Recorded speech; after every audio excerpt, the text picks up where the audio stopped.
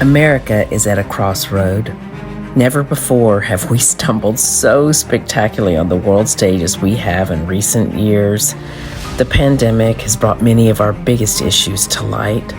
Homelessness and the mental health crisis have reached epidemic levels. Freedom of speech is under threat. Politics has never been more toxic, and corporate greed has reached heartbreaking levels. The climate crisis has brought a dramatic increase in natural disasters. Meanwhile, we stand on the threshold of artificial intelligence, which could serve as the best tool to help us deal with many of these challenges if we can keep the power out of the hands of a few. How do we deal with these many issues? By speaking radically, honestly about these challenges and their solutions. By becoming more enlightened to the facts and raising human consciousness, we can use this unprecedented moment in human history to create the most extraordinary advancement in our collective experience. I'm host Shaman Isis. Welcome to Citizen Journalist.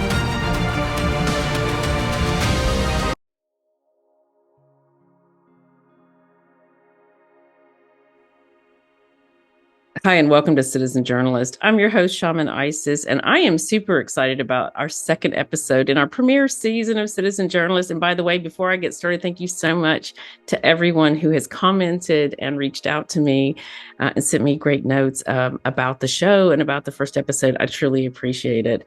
I am just as excited, equally excited about episode 2 of Citizen Journalist. I have Dr. Ben Kaplan here with me today, and we're going to be talking about a topic that is really on a lot of people's lips, cannabis, and the amazing book that Dr. Kaplan has written about cannabis. Hi, Dr. Kaplan. Thank you so much for joining us.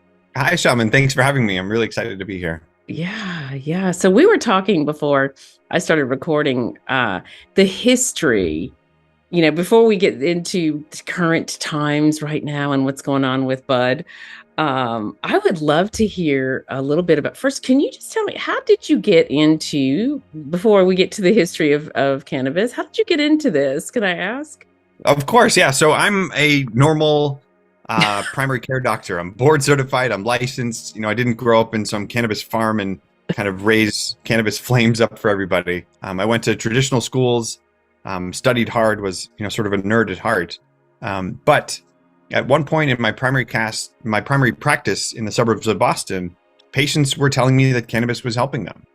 And I knew nothing about it. I grew up in the same kind of brainwashed culture that passed on the idea that cannabis was bad for us, that consuming cannabis meant you're soon going to be a drug dealer, or you're soon going to be a prostitute, or you're soon going to be, some kind of crazy criminal.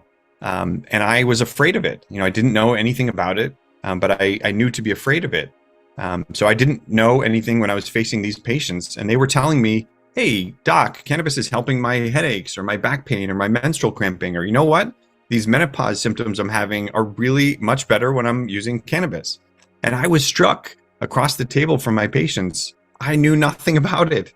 So I did the responsible thing. I started learning about it. I developed an expertise and a practice that was built on what patients were teaching me and what the research was telling us.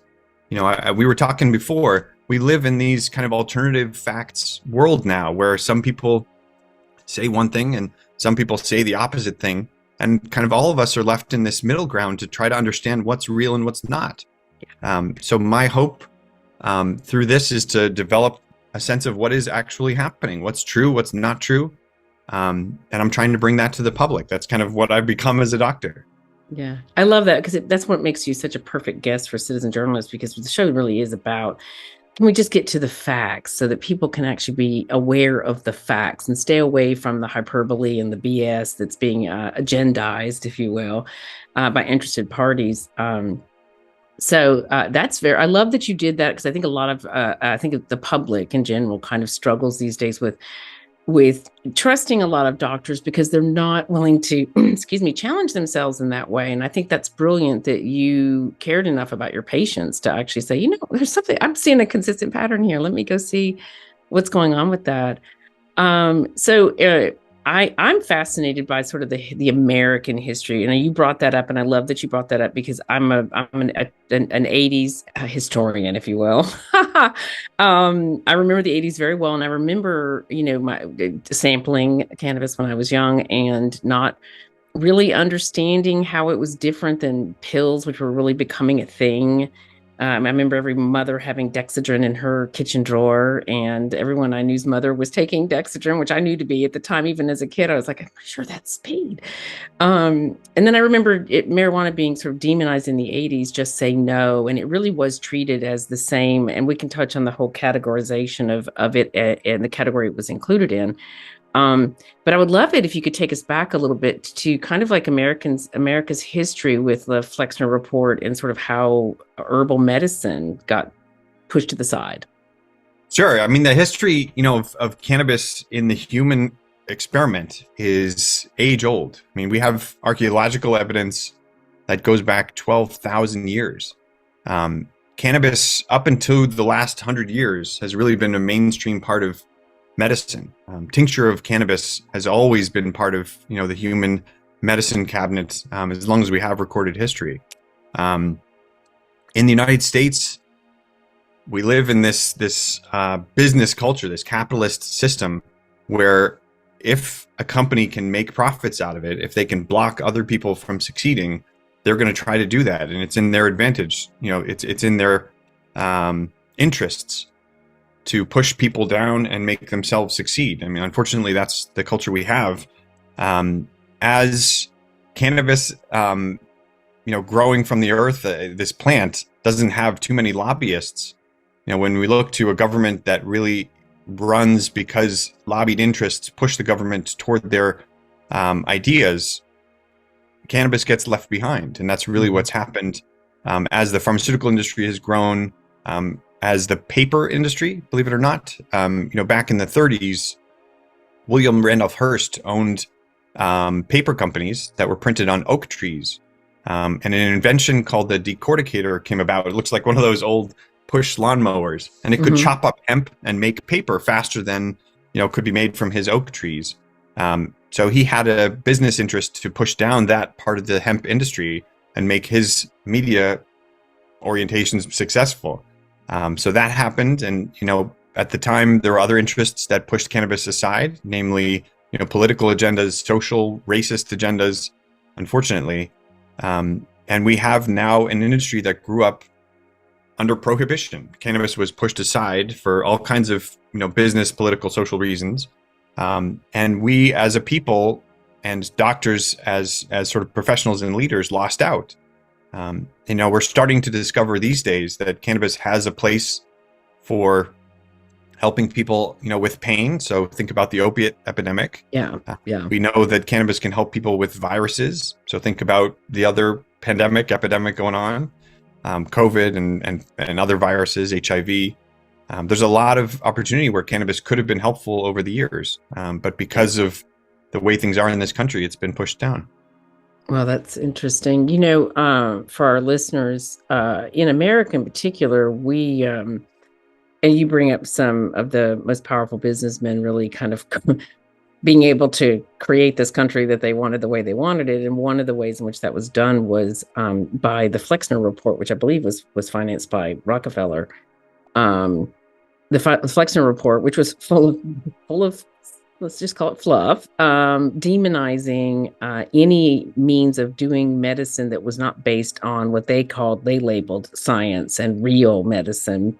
And they demonized centuries of basically historical proof that there were other ways to do things. And I love it when I hear people call herbal medicine alternative medicine, because I'm like, actually, the alternative medicines, the pharmaceutical industry, it's kind of backwards, but I get it, because in America, once the Flexner Report came out, all of the medical institutions that supported any kind of herbal medicine, which included marijuana, were demonized and shut down. And any institution that supported using pharmaceuticals as the lead, which for the record made companies that use petroleum-based products to support the pharmaceutical industry really rich, And and that laid the groundwork for Western medicine being built on pharmaceuticals. And I think that's led to, look, I'm not going to completely demonize pharmaceuticals because they have their place. I think a lot of them don't, just personally.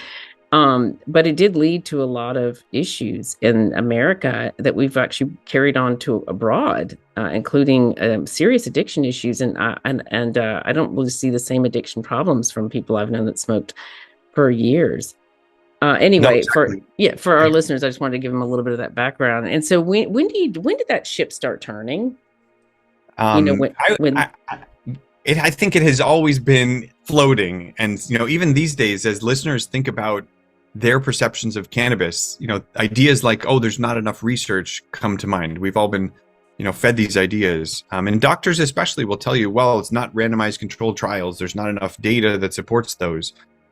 There's an interesting divide in the medical community, which is doctors and healthcare providers of all shapes and sizes feel like we stand on solid ground with certain types of evidence, and those certain types of evidence minimize the ingredients so that you get a very microscopic picture about what happens with a medicine and with an individual.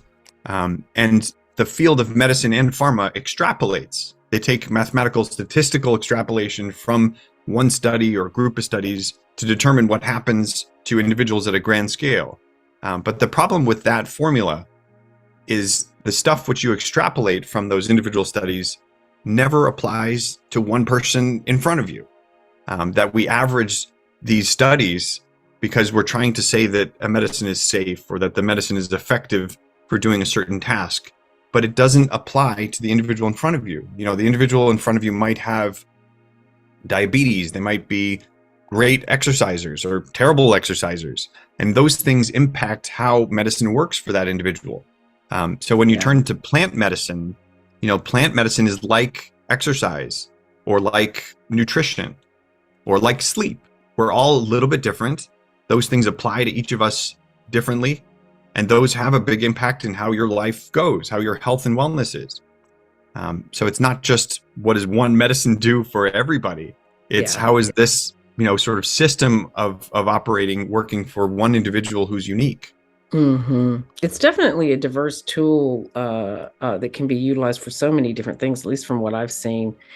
So the history is interesting. I do know that recently, I think the FDA, Biden had asked for the FDA to look into the categorization of marijuana as a class drug that was the same as, we'll just call it C and H, because I don't want to get spanked too badly by certain outlets.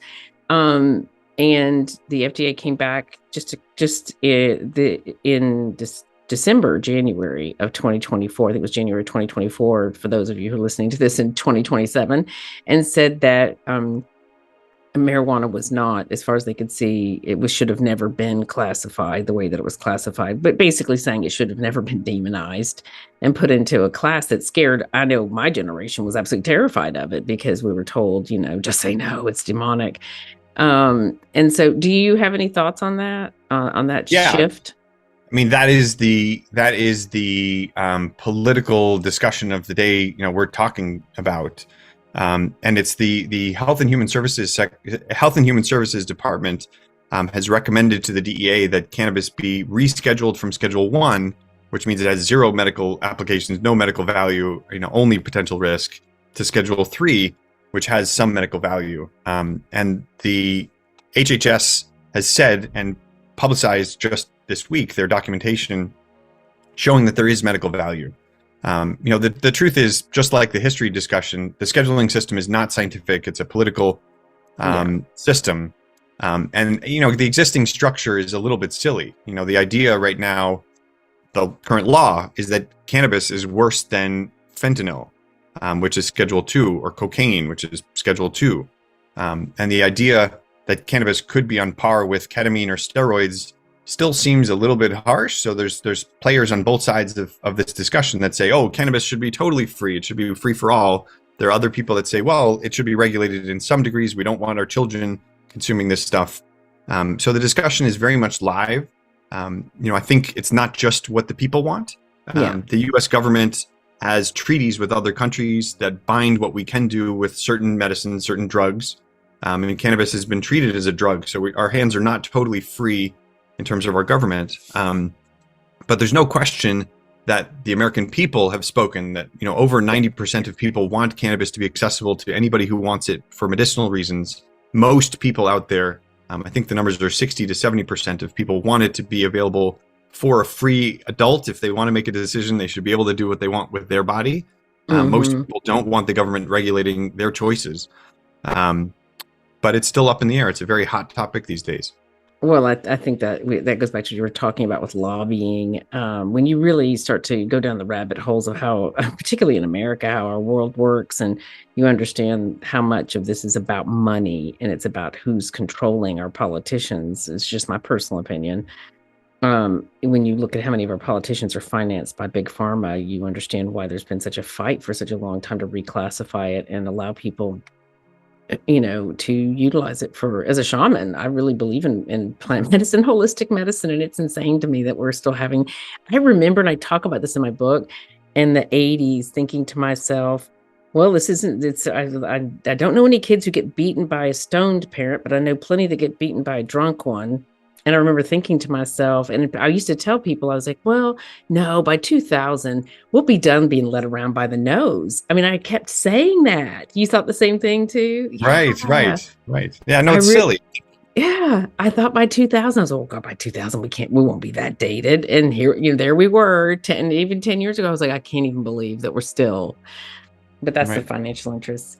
Right. And on the other hand, if we think about, we are still talking about cannabis, and it's been illegal since the 70s. And despite every law against it, despite the cultural stigma saying this is evil, we're still fighting a good fight. And the reason it is on the discussion table is because people who have consumed cannabis and found relief and found benefit have fought tooth and nail for it. It's not because of the doctors. They're, largely out of the loop.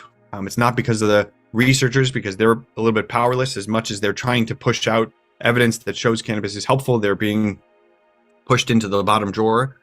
This is certainly not about the politicians moving the needle, because they've been stuck on their thumbs for a while. This is really about the people lobbying their government, writing notes, calling, making it clear that they want this to be accessible. Yeah, they really do.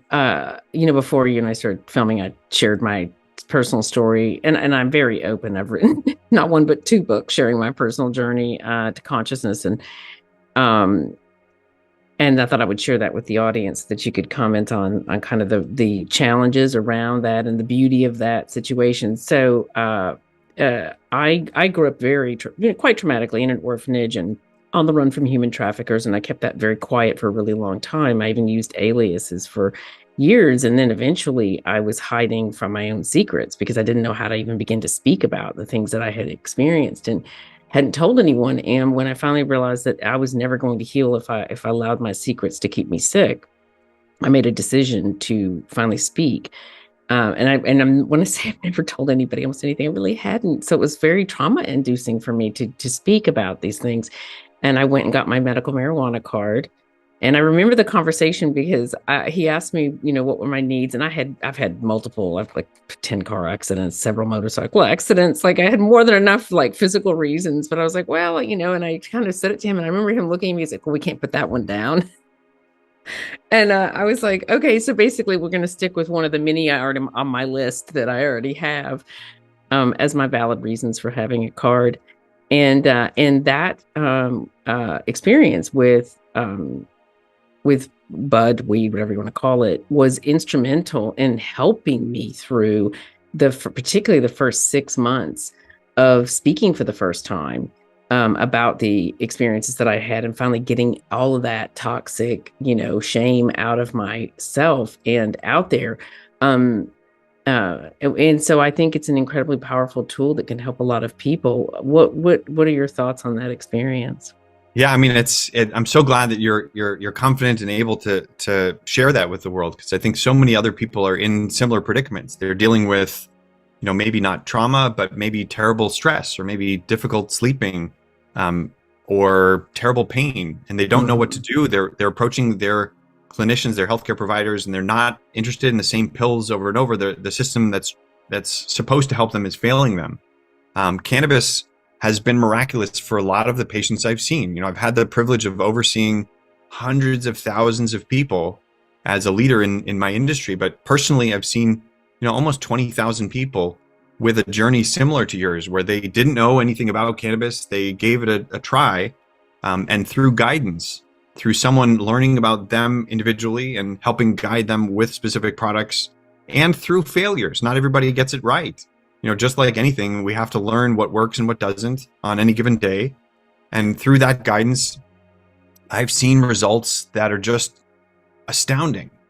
People who never imagined they would, have a gummy or pick up a joint or something.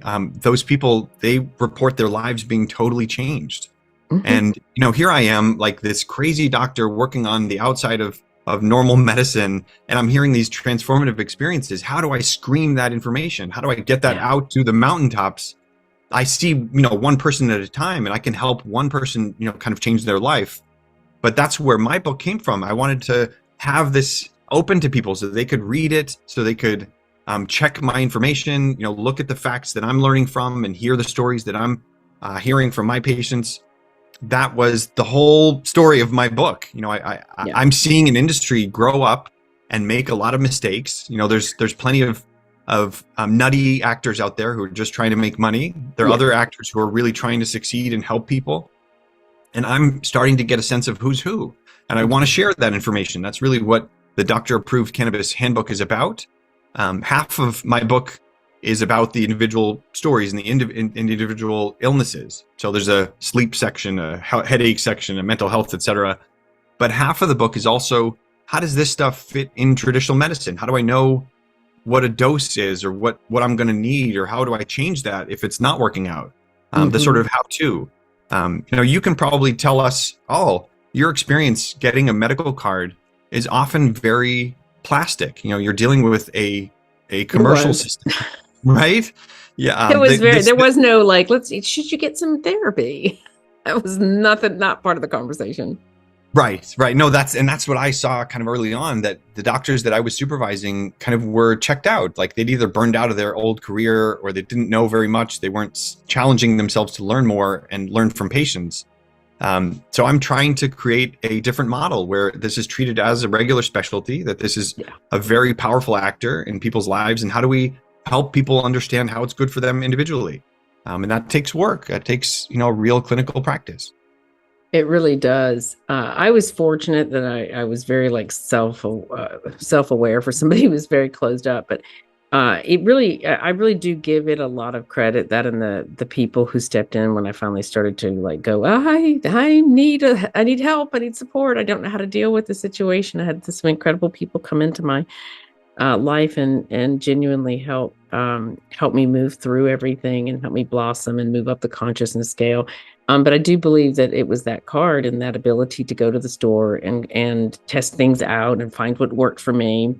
And in my case, it was, I don't know if it's because I'm autistic, but I'm the opposite. I have the opposite effect. So what puts people to sleep, it makes me the other way around. So it took me a little bit to play that. But, not only did I lose 80 pounds, I'm healthier now than I've been in probably 25 years. Even when I was like a little tiny thing, I wasn't healthy because I wasn't loving. I wasn't coming from a place of self-love and really focused on my own renaissance. And I changed my entire diet. And I really feel like that was a very big part of that, because it helped, it kept me calmer. And, it was just a really wonderful experience. And so, and just as somebody who was living in Florida at the time, I watched and met so many people who dealt with chronic pain, who dealt with, just a laundry list of great stories I have of these people that I watched transform over time as I would run into them again. They became like kids again. It was incredible to see. Right. No, I mean, what you described, I think, is the perfect formula for people. And that's number one, vulnerability. Understanding that there's a need that you could meet, that something's gotta move. The second is motivation. You sought help. You sought someone to get you to that next stage. And then the third is knowledge. Where can you find the knowledge to get better? And I'm trying to meet people on those three motivators.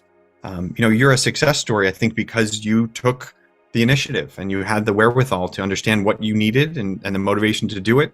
And, you clearly now are a fountain of knowledge, spilling over so much that you're sharing it with other people, which is really remarkable.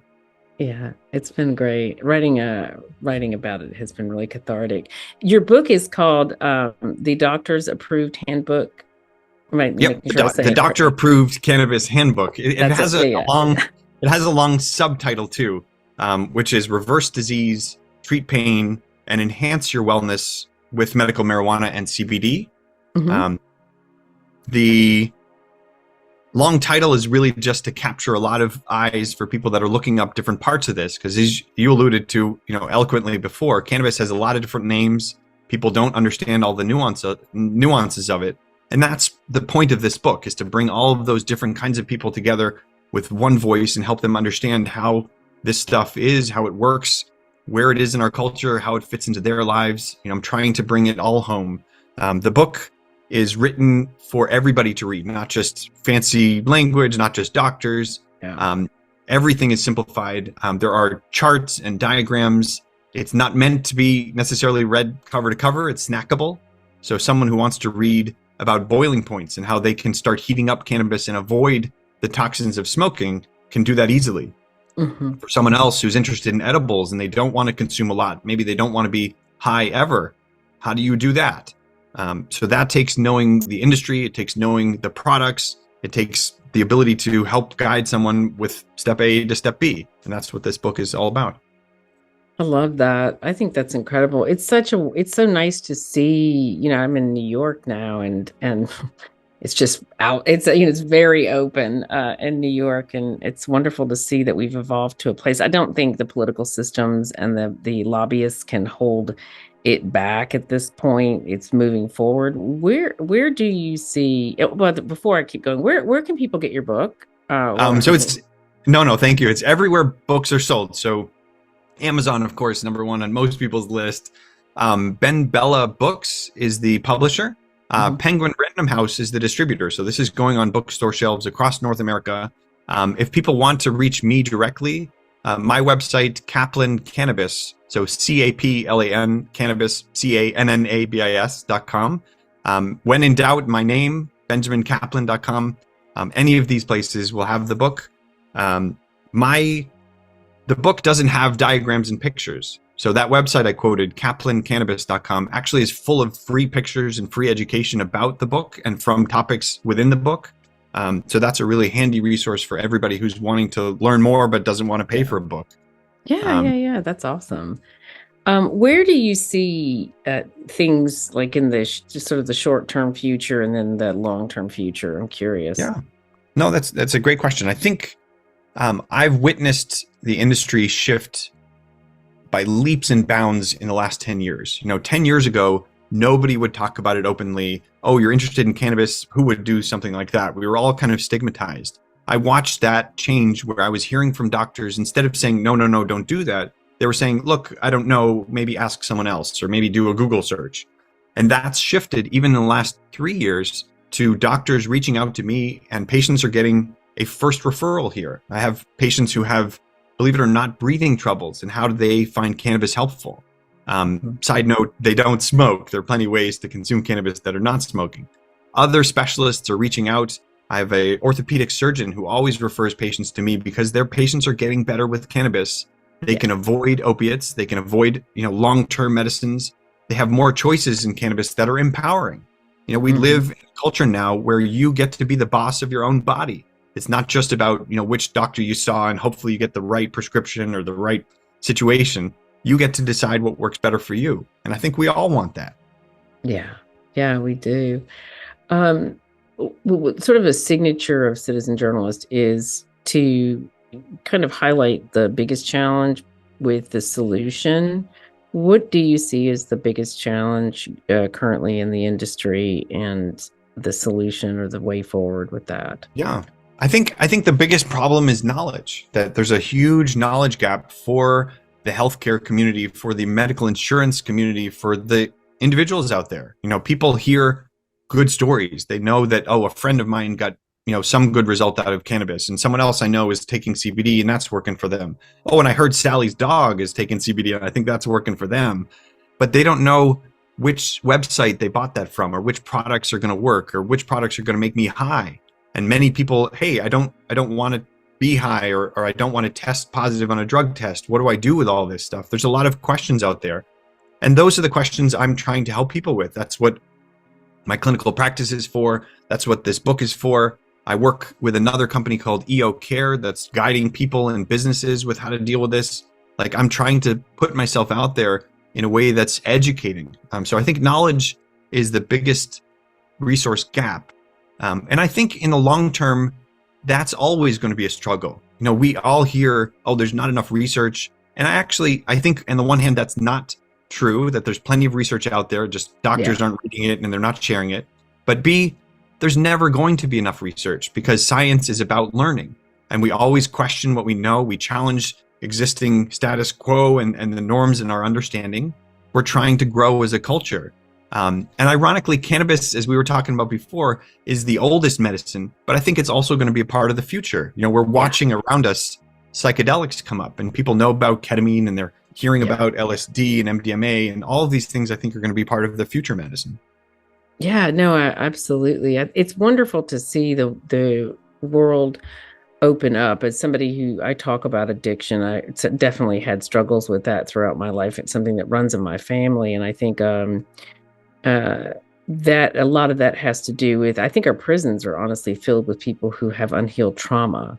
I don't think they're filled with necessarily bad, evil people. I think they're people who were traumatized, did whatever, and I think it's also filled with people who got caught in a system that demonized a plant over things like alcohol and prescription medications.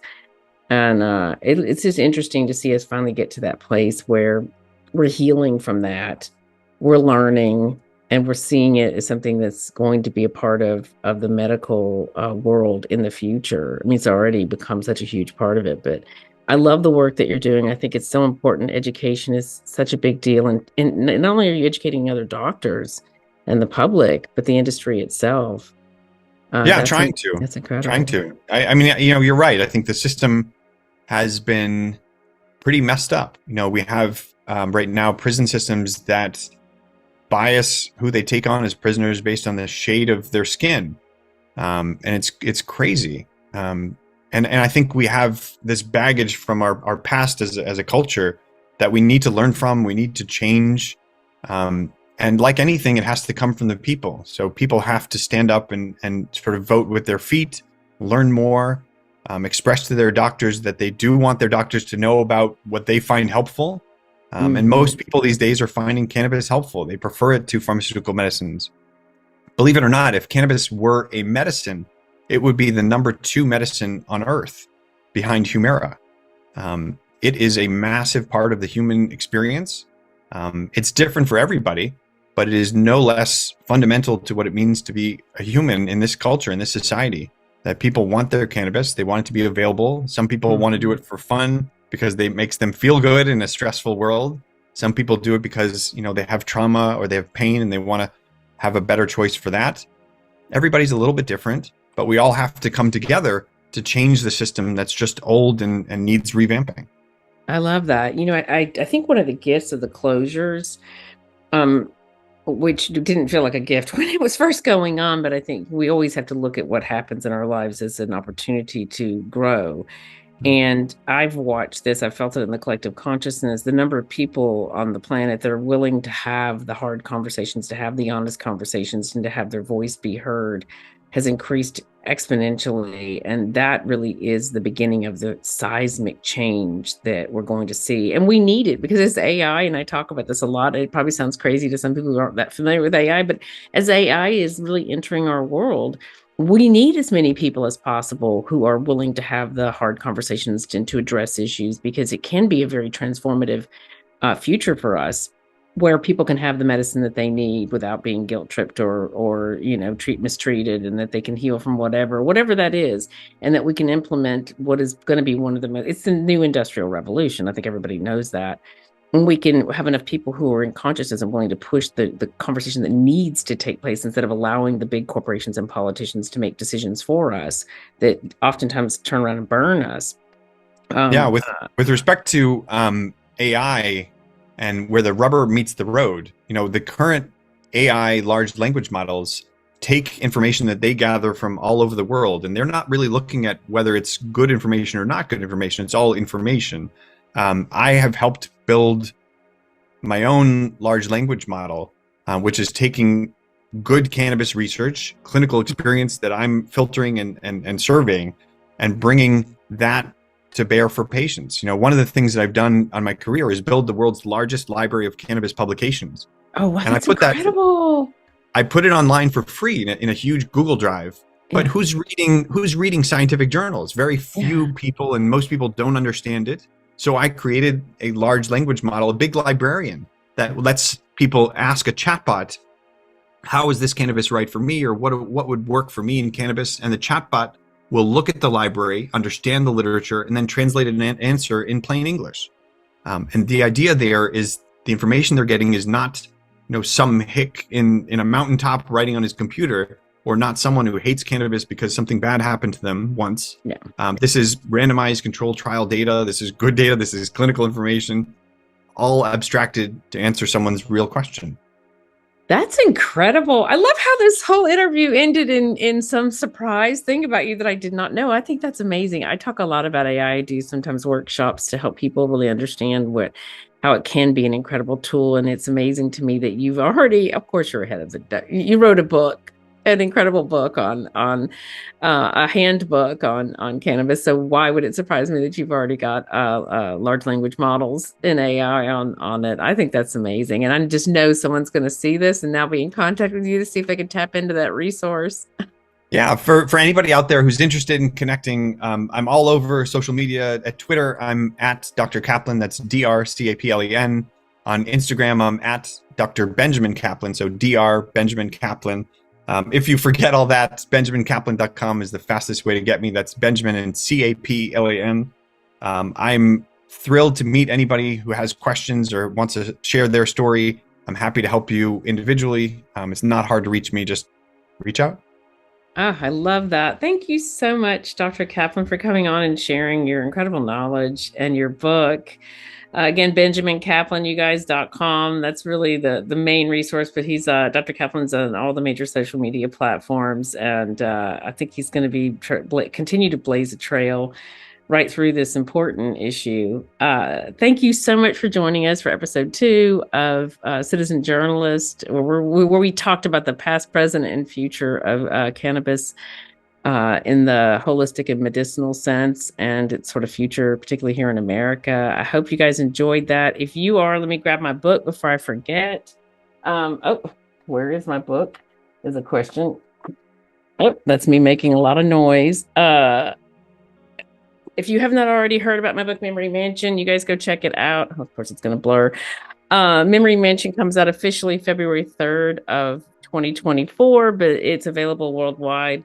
It shares my crazy journey from Tennessee orphanage, on the run from human traffickers, falling into being a fashion pioneer, and eventually learning to heal all of my trauma and love myself. So if that sounds interesting to you, it is the self-love memoir that reads like a thriller, and it's available everywhere. So go check it out.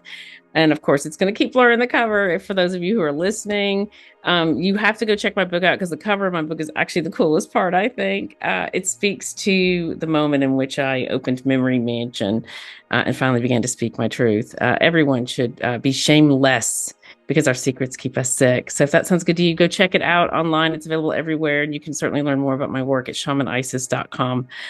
You guys have an amazing day. Thanks again for watching Citizen Journalist. And if you're not already subscribed, what are you thinking? I mean, this is where the truth lies and the future gets spoken about in beautiful ways. So be sure and subscribe. Anyway, thanks you guys, and have a good one. Bye.